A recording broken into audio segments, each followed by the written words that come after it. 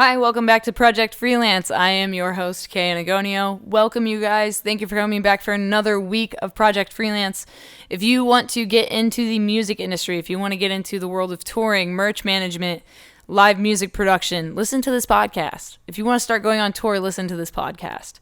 This week, I have Eric Flores, 4L. He's a part of the 4L crew. If you guys know anything about like old school music, like Johnny Craig, Tyler Carter, the 4L movement, well, Eric actually...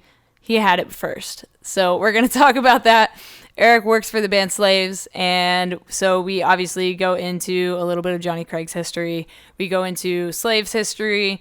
We talk about how Eric got into music management, into the production world, merchandise managing, and I wanted to have him on this podcast to talk about sobriety. If you guys don't know who Johnny Craig is a fantastically talented artist in the I guess like the post-hardcore alternative scene, and he's struggled with addiction over his entire career, his entire life, and it has reflected through his music, thus also reflecting on him publicly. So he's faced a lot of criticism and a lot of backlash, and he's made mistakes. He's human, and so I wanted Eric to come on to talk about sobriety, working with Johnny Craig on, helping him keep his sobriety and supporting each other and the entire Slaves crew. So I'm going to let Eric take it away, but this week I wanted to let you guys know that it is sponsored by Honey. If you guys want to get discounts on pretty much anything and everything that exists on the internet that could be for sale, you should just download the Honey app. It's free. Click the link in the description. I get a little bit of commission. I think I get $5 if you sign up for Honey. It's free, and you get money back on purchases online, and there's also discounts. You don't have to go searching for discount for Apple Black Friday event sale. Honey is an extension on your Google Chrome or whatever internet browser you use, and you just click on it, or it automatically pops up when you are on a cart page, and it will look for a discount for you. So yeah, that's Honey. And if you are a filmmaker or photographer, there are a ton of deals on Adobe software right now. If you're a student, there are mega ultra deals on Adobe software right now. So yeah, check out all the stuff in the description. And Eric, please introduce yourself to the people, and let's have a conversation about sobriety. My name is Eric Flores. Done some production management, tour management, and merchandise management for a lot of bands and artists throughout the music industry. When did you get into music? What was your spark into the music scene? It started pretty much with when I was younger. I was 9 years old, playing drums. My dad plays drums, and then ever since then, just kind of progressed into other bands. Other bands that I was in my hometown, led me to shows, and then from shows to meeting different artists, becoming friends with them. Very cordial, very unique types of friends. So I learned to just kind of, be around those kinds of people, and it was always cool because they had this certain, sense to them that was their personality was great. So we automatically kind of just locked personalities. So I became, getting my friendships with them, and as time goes on, tours go on, they come through. I ended up pretty much helping in every home show. I would help out just if they needed help. I knew some production people, like the Glass House in Pomona. So I would kind of help out here and there. And then it kind of led me to, other tours, other options. That's kind of how it all began, pretty much. So you grew up going to Chain Reaction and the Glass House in Pomona, venues like that, I'm sure. How has the scene changed? Have you noticed a change in the way A, it operates, B, the bands that are coming through that are playing now? Have you seen a change within Southern California? It's funny. I've seen a change in different ways. It's been like a roller coaster. Sometimes the scene changes for greater good, sometimes it doesn't. It's just, I guess it all depends on people's preference. But on my own, I think it's changed. I think it's gotten better because I think from the time when we were younger, well, I'm 30, so when we were younger going to shows, it was, more like punk, hardcore scene, and then became the emo scene too, and then that became more of a post-hardcore, and then metal was just like a thing too. Everything kind of just evolved differently, but for the change itself, I think it's been better and good. Talk about how venues like Chain Reaction, the Glass House, become as big as they are. I mean, you go to freaking Western Australia, you go to YMCA HQ, and people know what Chain Reaction is. You know what I mean? How do venues get that like notoriety? Oh man, they've been around for a very long time. I mean, huge bands have played there, and then plus you have like the uniqueness of each venue. The Glass House, we've all been to the Glass House. The Glass House is a really big venue, great sounding room. Chain Reaction is smaller, but it's the unique thing about Chain Reaction is like all the T-shirts on the wall. The way the layout's not that great, but it at all. But it's the fact that it's a historical landmark that so many bands, prior to us even being here, has played. So it's crazy. On my end, it's the same. Like, so many photographers have cut their teeth at these venues. Like, I moved here to California from Australia. I didn't know a single person. I only knew one band, and they played at Chain Reaction, and I was like, okay, I know Chain Reaction, so I'm gonna move down the street from there, and I'm gonna start shooting shows. And that was the only thing I knew to do.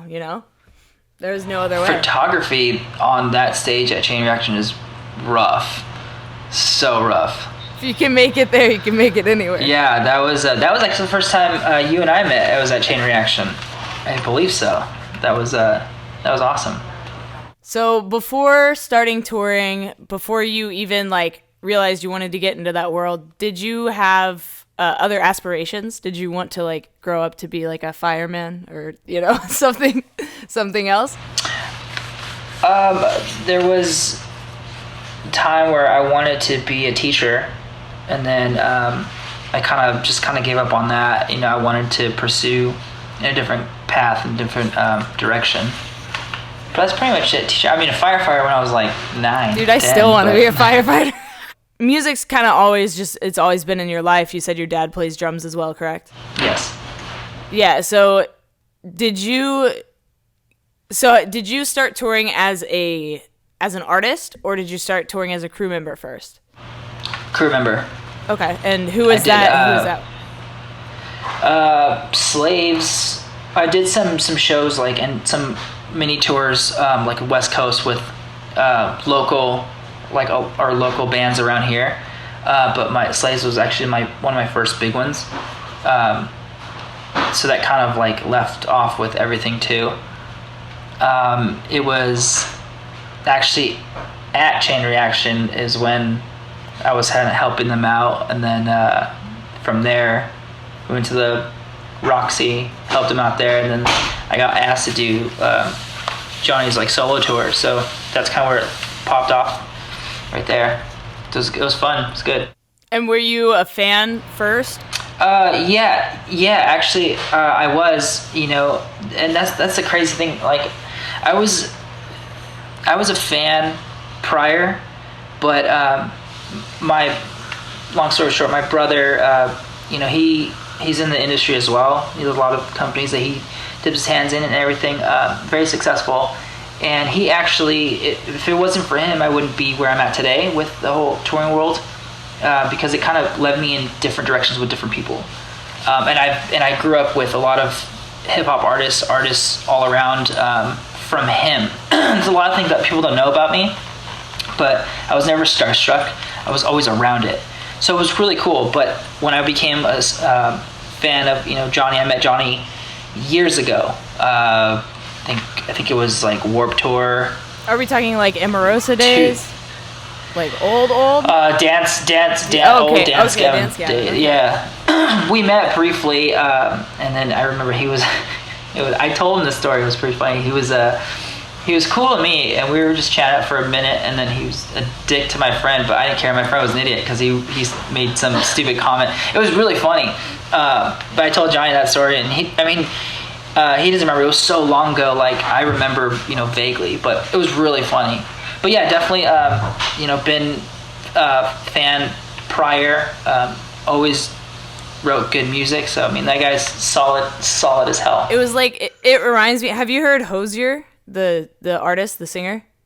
He just take me to church. Like, it's like the impact he has on people is the same with Johnny for me. It's like, it's like church powerful. You know what I'm saying? Yeah, I agree.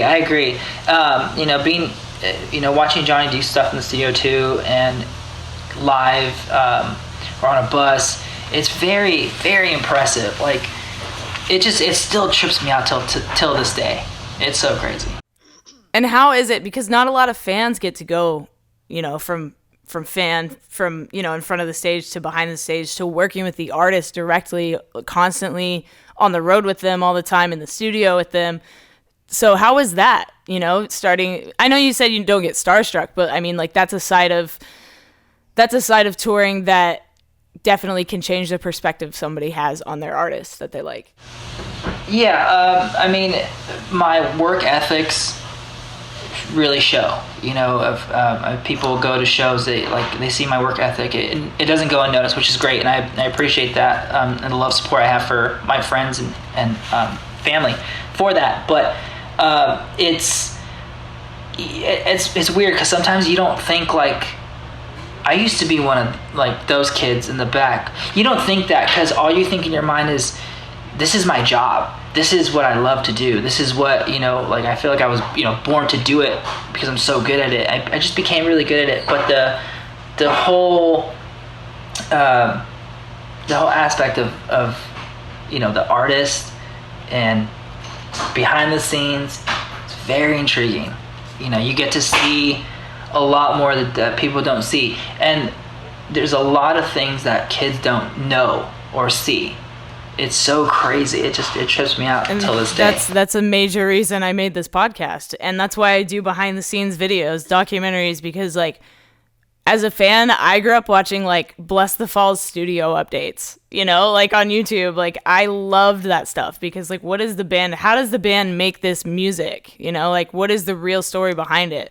And you're living inside those stories. You're a witness to those stories, that he writes about, because a lot of shit he writes about. I've spoken to him about it, and in his words, he says that everybody knows my life. My whole story is written down. Everybody knows it. I don't have too many secrets these days, So it must be so fascinating to be a witness to that. It definitely is. Like I said, when you are talking, I've heard so many kids say he's a dick, and we can talk about the misconceptions of why people think he's a dick. Of course, or absolutely. Why he is or is not. But when I hear these kids say that, or when I hear people in passing say something, I never stop to correct them and say, "Oh, don't talk shit." No, because I know the real him. I've been around him. The guys have been around him. The real him is honest, funny, very caring. Very caring. He cares a lot about his music. He's passionate with it. His friends, his band, his crew. So there's a lot of things that kids don't see. That's behind the scenes, and that's okay. But when you see that and live it and deal with that, it's very it's a very humble, nice feeling, knowing that someone has good intentions to do something good. Yeah. What are some of the misconceptions? Because there's a ton of them, but what are some of those misconceptions about people that you would like to maybe not correct them on, but just kind of set straight? The whole drug thing, people were saying that he was on drugs, and it's my biggest thing was, if if he, I mean, kids are gonna think whatever they want. They're gonna say whatever they want. It is what it is.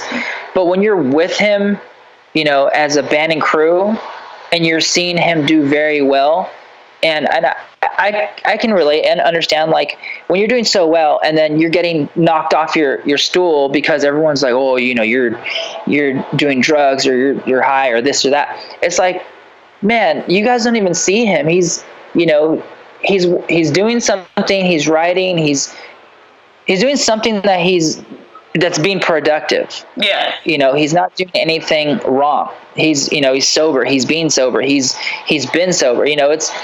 So he has to fight to, admit certain things like that. But what I'm saying is, like, the kids that say negative things like that, it sucks, but his sobriety has been one of the best turning points of his life. Absolutely.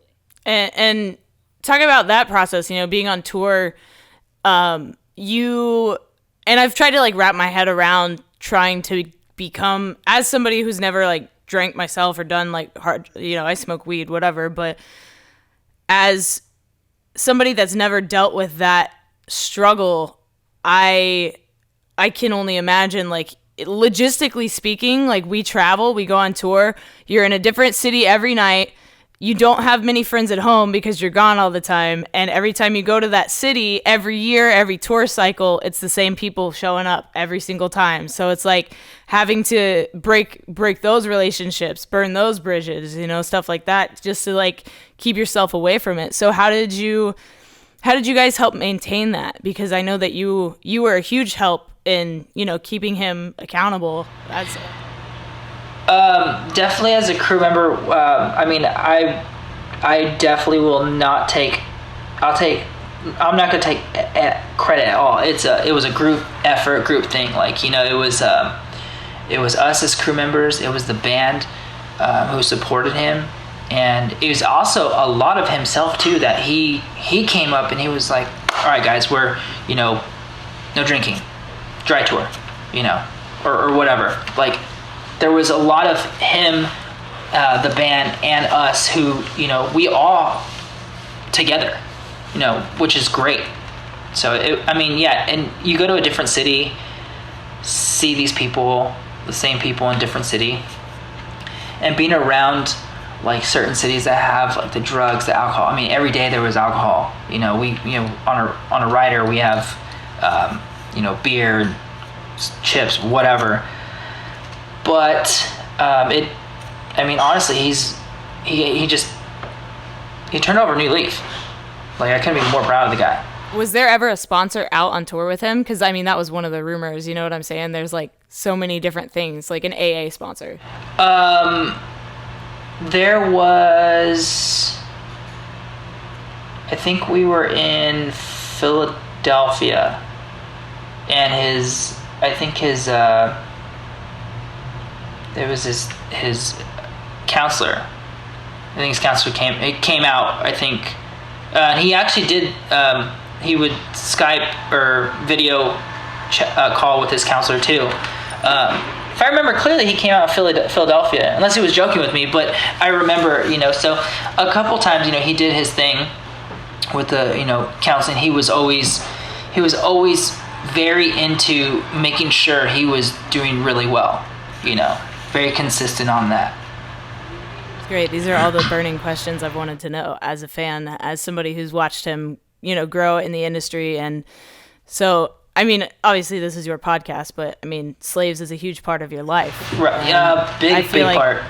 I feel like talking about this stuff is really important. And since we're, talking about counseling, let's talk about mental health, like mental health on the road, dealing with so many different personalities, dealing with people that, could have addictions, could be struggling with similar things that Johnny struggled with. How do you process and manage and help take care of these people while keeping it professional? I think when it comes to helping individuals, as in the band or crew, to be honest, I personally think professionalism is out the door.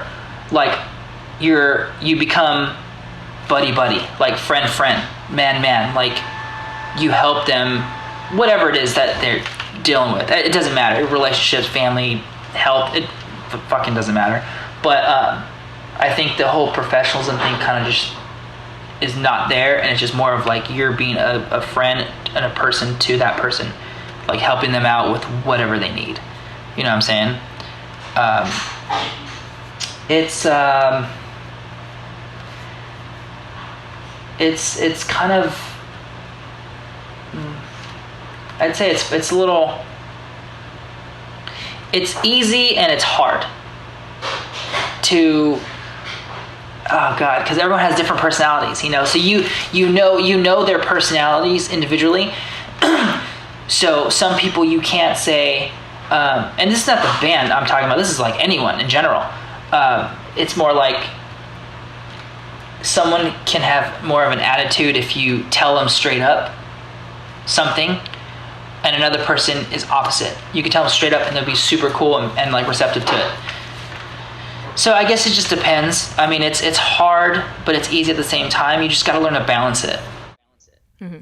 And for yourself, for your own mental health on tour, what do you do? Like, how do you keep yourself sane on those long, stressful nights when you have to tuck yourself into your coffin bunk? Oh yeah, easy. I do a bunch of yoga, and I meditate. Bus, I'm totally kidding. No, I'm totally. I'm like, you do yoga on the bus. No, I'm just kidding. I'm fine. Shh, quiet over there. No.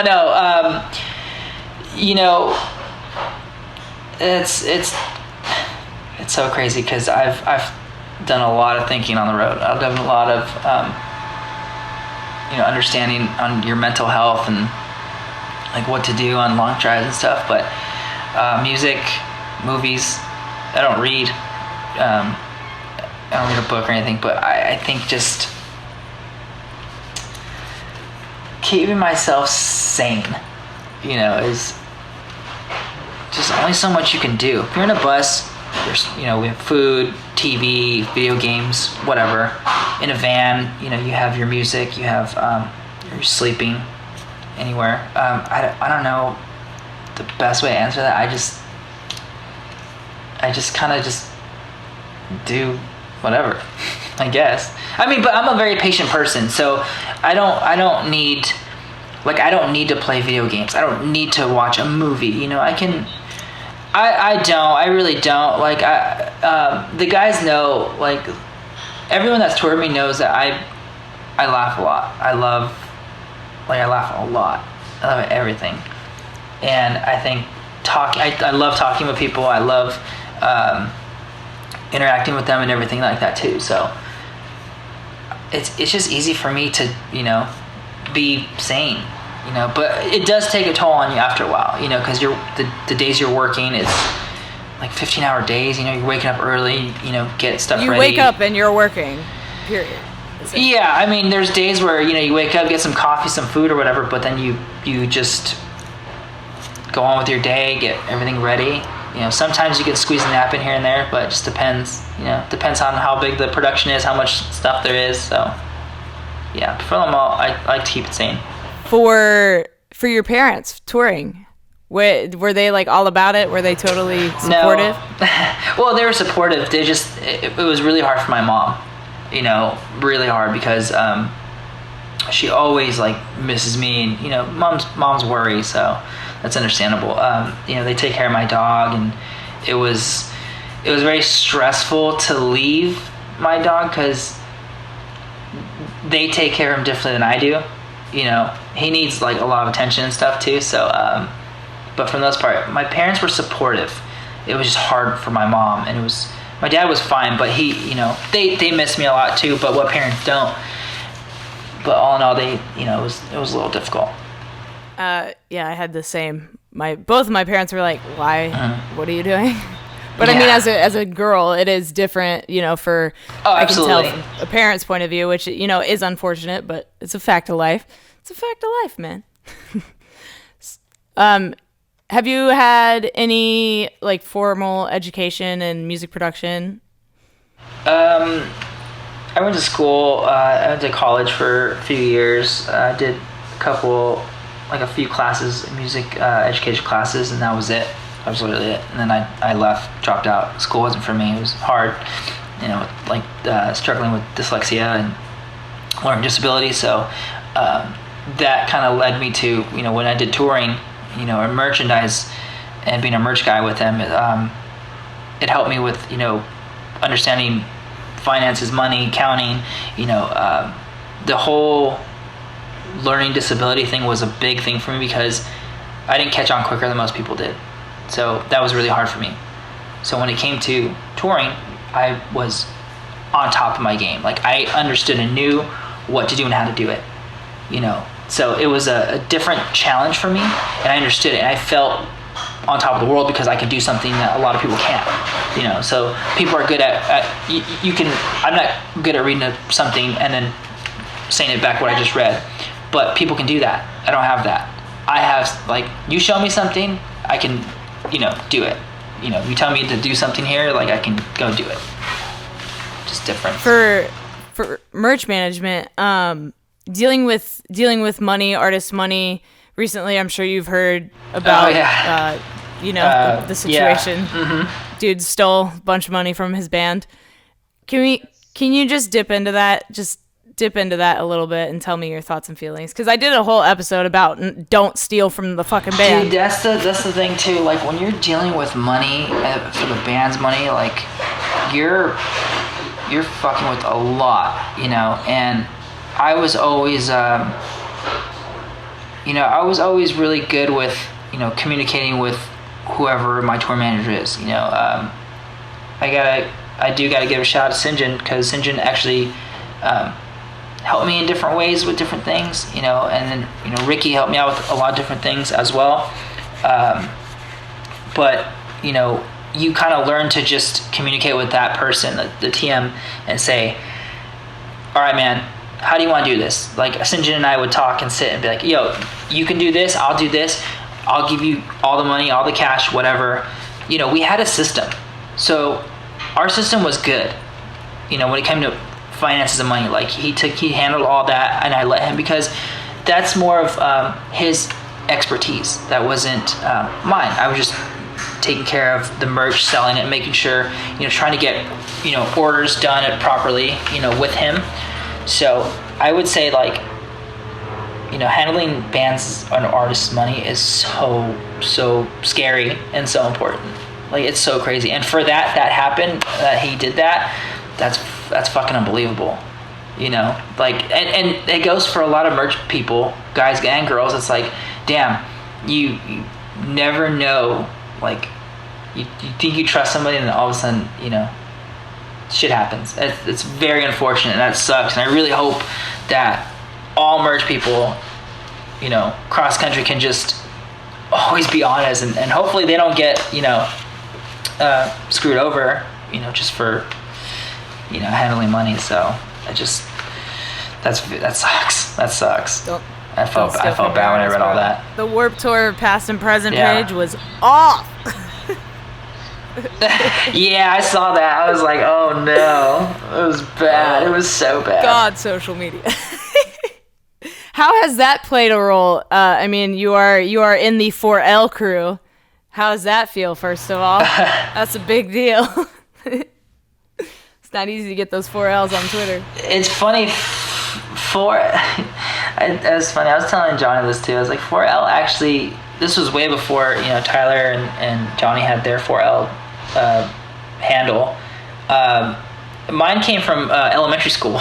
Well, it was for life. Like, one of my teachers in second grade said, "This is you're Eric Flores for life," and then she put 4L on my name, like my name thing. So ever since then, I just kind of had it, like, and then it just kind of stuck. And then as I got older, I used it as like a handle. And it was, I mean, ironic that, Johnny had it, Tyler had it, so I was like, all right, well, whatever. Fuck it, just, kind of just embrace whatever it is. So I didn't care. Like, they're good friends of mine, so I didn't really give a fuck. Talk about the MacBooks, please. No, there's nothing to discuss there. It's, I just want it to be laid to rest. Like, that's what I'm saying. Like, talk about it. The patches stay dead. No, that was No pun Yeah, I intended was on like, that one. The what? Patch Stay Dead. That's fucking Jesus Christ. Yeah, god damn it. But I agree with, I think the Patch Stay Dead, and I'm glad to, you know, people that bring that up, I always check them and I'll say like, shut the fuck up, like, you know, it's not a necessary thing. Not you, I'm just saying like other people. I always tell, you know, if someone says anything stupid, like, you know, you just kind of just put them in their place, and that's over and done with. So we're kind of glad that's behind them. I think that might be the title Yeah. for this podcast, because, you know, we're talking about like sobriety, getting your past self should stay dead as well. Talk about getting sober, like being sober on tour yeah. in life, how that feels, like how that is as a crew, you know? Well, you know what? I decided to do. I wanted to do a full year of no drinking. I you know, it's not like I had a alcohol problem or anything like that. I just, you know, chose to do it, self-control, and see if I can actually go through it. So it ended up being, technically the way it started was I was on medication. I was on like these like antibiotics, and for 2 weeks I couldn't drink. So I was like, all right, cool. After I got off the medication, I was like, let me just go a month. Fuck it, why not? And then after that, it turned into 2 months, and then I was like, you know what? Let me see if I can go 6 months. So like in that 4th month, I was like, fuck it, let me just go a full year of no drinking. Let's see if I can do it. Someone asked me, he's like, can you do it? And I thought they bet me. I don't remember, one of my friends. You're like, where my money at? I was like, yeah. I don't remember if there was a bet, but I told myself I can do it. And the thing is too, I put myself in a position where I was always around alcohol. I was always, I was never enabled. People would ask me, I would go to bars if I'm home with my friends. Like, I did things intentionally with alcohol around me. But I was, you know, drank either O'Doul's, like it was an alcoholic beer or whatever, or I would drink like tea, water, whatever. So that full year was fine. Like, I made it happen. I did it. I will admit though, I did in North Carolina. I took one shot of Fireball at the venue because the guy, I guess the promoter, he wanted to give me a shot. So I took one. I didn't want to be disrespectful, so I just did it. But I started researching. I was like, look, one shot is not going to make an effect on my year of no drinking because I'm not consuming alcohol consistently, you know. So it was my biggest thing, one of my biggest things that I've done, and I was actually really proud of myself and happy. And then my birthday came last April, and I got trashed. My girlfriend got me hammered. I was done. But all in all, like I said, I don't drink, you know, crazy. You know, I'm a social drinker. You know, I drink with family, friends, girlfriend, or anything like that too. So it's been good, you know. But being around it on tour, it actually helped me to, you know, even to not drink. You know what I'm saying? Like, yeah, it's just self-control. That's all it is, self-control. So it was like a big part of my life that I did, and I was happy with it. The guys were very supportive. All the Slaves dudes were very supportive. You know, Prolific dudes were very supportive as well too. But all in all, it was good. I enjoyed it. And have you noticed that change in the scene, in the industry, more artists becoming sober, or, you know, giving sobriety a shot? Yes, I've noticed that a lot with a lot of artists, a lot of bands, and you know, because we've been talking about, you know, slaves like my family, you know, my main family, that they did a dry tour on their last one, when we did the Slaves and CKY, you know, we had some drinks and stuff, whatever, and then halfway of that tour you know, they decided, let's do a dry tour. Cool, done deal. And then they did the Escape the Fate tour, and they were on a dry tour. So you know, things change. People get older. People understand, you know, the concepts of, you know, let's do a dry tour. Let's be healthy. Let's be good. And then that's when, you know, Johnny was going to the gym too a lot. That was another thing too I was really impressed about. He was going to the gym. He was, and a few of the other guys too were going to the gym as well, crew and band. From, you know, what I saw and heard, that they were doing the gym stuff. So I think now he's doing. I think last time I talked to him, he was doing like trying to be healthy.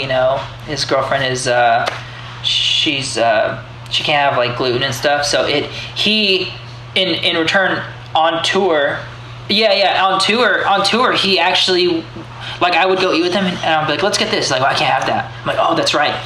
But she would be at home, and he'd be on tour, and he wouldn't eat it. So I respected that. I was like, damn, so you're really doing really well to invest into this, not eating, eat healthy and everything for her and for yourself. So I liked and respected that a lot. And how do you eat healthy on tour? Because it's hard. There's a lot of gas station food. Oh, fuck that. A lot of wasted time. Healthy on tour? That's not. There's no such thing. I mean, there can be, but it's not. It's not a healthy lifestyle. It's hard to eat healthy on tour. Like, if you have a bus, you can, like, I will say, when I was up with Polyphia on the first Polyphia and Sean Brothers too, actually did eat a little healthier. I for a little bit, like, we bought like meats and stuff, meat sandwiches, like lettuce and all that stuff. But it's hard. It's definitely hard. I mean, anyone can say the same thing, but some people can do it. It just depends. Depends on the band, the situation, and what their goal is, really. Like, at the end of the day, what are they trying to accomplish? I mean, you can eat at other places, I don't know what's healthy nowadays. What, Subway? No, not even Subway. Probably the healthiest of the fast food. I don't know, like, but sometimes, I kind of laid off gas station food a lot. I buy like snacks, but I try to eat somewhere else. Like, I'd rather eat a burger than gas station food. You know what I'm saying? Like, in that sense, like McDonald's or something, but still bad. Go pre-order that Slaves Acoustic album. Oh my god, dude! The song. What was the song they released? No, it's for real. I'm just gonna market it and fuck it. Do it. It's your job, bro. Look, I'm so happy for them. All the songs sound amazing and sound so great. So they did really well on this one. I can't wait for everyone to hear it. But you guys need to go out and pre-order that album. Yeah, and then go pre-order that Chasing Satellites album. You know what I'm saying? That's right. Go pre-order that Chasing Satellites album. Yeah. But dude, yeah, Body on Fire. Go check it out, guys. It's on Spotify. I heard it last night. I had an experience. So good. Yeah. So good. When I first heard that song, I was just blown away. I was like, oh my god, this song is just wedding vibes, amazing. though. There's wait till you hear the other new one when it comes out. The other new one is shit. The one you have, the one that just got released, West and Richmond, Guitars for Slaves, wrote that, and goddamn, that guy can fucking. He is one of the most soothing like guitar players ever. Like he just dabbles, and it's so like, it's like relaxing. It's really interesting. When he dabbles, I'm just like, dude, he can play anything. I love it. I love listening and watching him play. And then the second new one, I know, I think Felipe, the other guitarist, he kind of wrote. I think he wrote that one too, and that one sounds just fucking super mellow and just, it's beautiful, very fucking beautiful. I'm so excited to hear it. Like, for real. Dude, yeah, it's good. And then, it's funny. I got to give a lot of credit to Colin. Colin plays bass for Slaves, and Colin has, like, I remember when he first joined the band, and we would talk about it and stuff, and he became like, I feel like he could be a manager. Like, he's become so well-rounded with a lot of things in the industry, and he's only toured a short amount of time, or a period of time, but he's well-rounded now with a lot. Like, he's doing a lot of he's getting things ready. Like, it could be music videos, it could be studio sessions, or whatever, so he's doing really well, and I'm actually really, really fucking proud of him. So couldn't be happier about that. And then I'm just gonna go down the line, because this is that's my family. That's my family right there. So Zach is Zach kills on drums. He's fucking amazing. He's tall as shit. He's young, super young. He just turned 21, and this kid hits so goddamn hard. Like he's definitely on my top 5 top drummers for sure. Along with for him. sure. Oh God. On the spot. Let's go. Luke Holland's up there too, for sure. He's my boy. He's good. Oh my God, I have to really think about this. Gotta love the YouTube family. Woo! Yeah, that's what I'm saying. I gotta think of that one. But Zach, man, he's progressed a lot. And then we have our sound guy, Matt Rubik. He's Jesus Christ. That kid's gonna go places, I'm telling you right now. Like, he's very knowledgeable, and I when he was with us, he was with Dave Shell, and we did the tour, us together with Ghost Town, and he started mixing us, halfway of the tour, and fuck, we took him in. It was a done deal. Like, he's fucking great. So that was another one too, and then I think that's it, right? I think we talked about Johnny, yeah, the whole band and everything, and St. John does the management stuff too. So St. John's been good with that. I hate that motherfucker, but I love him at the same time. That's tour family, right? Yeah, it is. It's definitely love hate, but everyone goes through their issues and problems. Everyone has their bad days. You're with these people 24/7, on tour, so everyone's gonna get cranky at one another. But that's part of touring, you know what I'm saying? So, but all in all, like, the guys are great. They've treated me so well, minus one person in the past, and we don't need to discuss him. But all in all, like, they're definitely my number one family, and we've been through a lot together, which is great, and I'm grateful, thankful, and couldn't be more happy for them. Absolutely. And what is something you know now that you wish you knew when you started? Something I know now that I wish I knew when I started. Well, I wish it was slaves. With music, with slaves, anything. I was like, with slaves? I was like, slaves, I wish I knew Alex is an asshole, but I wish I would have known that, and then I found out later, you learn. Shit, it was bad, real bad. I think I will say the hard work, like the work ethics that you put in, the hours. I wish I would have known that prior. Not saying that it bothers me or anything. It's just when you're living it and doing it, it's a lot. The sleep patterns, everything's fucked up. And do you have any final advice for people listening that may want to get involved in either touring or in the music industry in general? Yeah, I will say to the, I guess, kids, and I feel like I'm like this old person, like I know, I say, it's so funny. What do the kids say now? It's like people have toured longer than me. It's really funny. And and you're like, anyways, I feel like I'm 84 years old. Yeah, I know. But I will say that, the kids that, if they want to get into it, don't force yourself. Meaning, don't walk up and give CDs and they talk their band up. It's like, don't try. Just go have a normal fucking conversation. That's what guys like. The artists, they love interacting with fans who are just real, genuine, real. Don't push yourself so hard on them. Like, that's kind of how I was. I wasn't pushy. I was just super mellow. Like, just talk to them. Like, they're people. You learn to build a friendship, But, like, we see kids that come to the show a lot in different cities, and I've said it. I'm like, God damn it! Like, this fool's here. Like, fuck. This fool's a Punisher. This guy.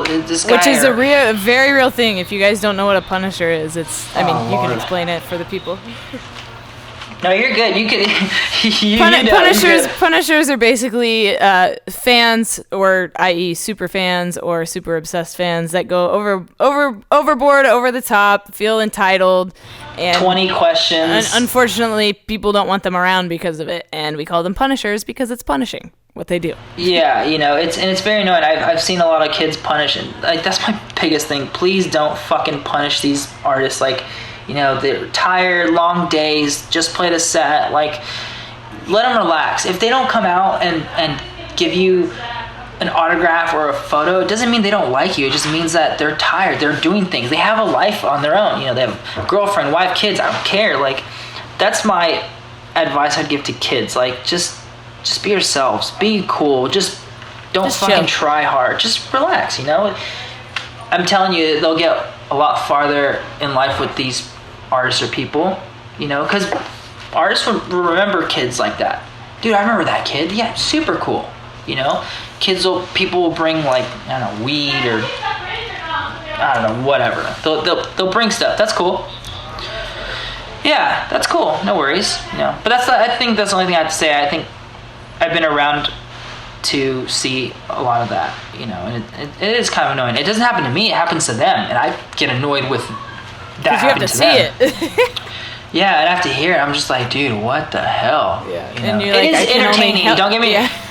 It is entertaining, and everyone will agree it's fucking hilarious and funny. But all in all, yeah, I'd say just be yourselves. And plug any social media, any endeavors you're working on currently, and yeah, thank you for being on the podcast. Where can Thanks, appreciate it. You can find me everywhere. Twitter, Eric Flores 4L, Instagram, Eric Flores 4L, Snapchat. I don't know what my Snapchat is. I don't even know. But I mean, you get anyone can talk to me and ask me questions. I don't mind. I'm a very easygoing person. Like, I love talking to people. Cool. So go to a slave show. Yeah, come out to the West Coast dates. December 18th is at 1720 in downtown LA, and then December 21st is at Chain Reaction. Yeah, I think you're right. Yeah. It's the acoustic show. So come out, come support, come say what's up to all the guys. That'll probably be my last show of the year. I'm excited. Those will be my last shows for the year. Hell yeah. All right, man. So I'm stoked. Thank you. Appreciate it. All right, guys, thank you for checking out this episode of Project Freelance. I really do appreciate it. I hope you liked it. Let me know what you thought down in the comments. Leave a rating on this podcast wherever you're listening to it. If you're listening on Anchor, you can actually pledge some money to me, I think every episode or every month or something. I don't really know how it works. If you're interested in supporting me in that manner, you absolutely can. Otherwise, I have music under the band Chasing Satellites.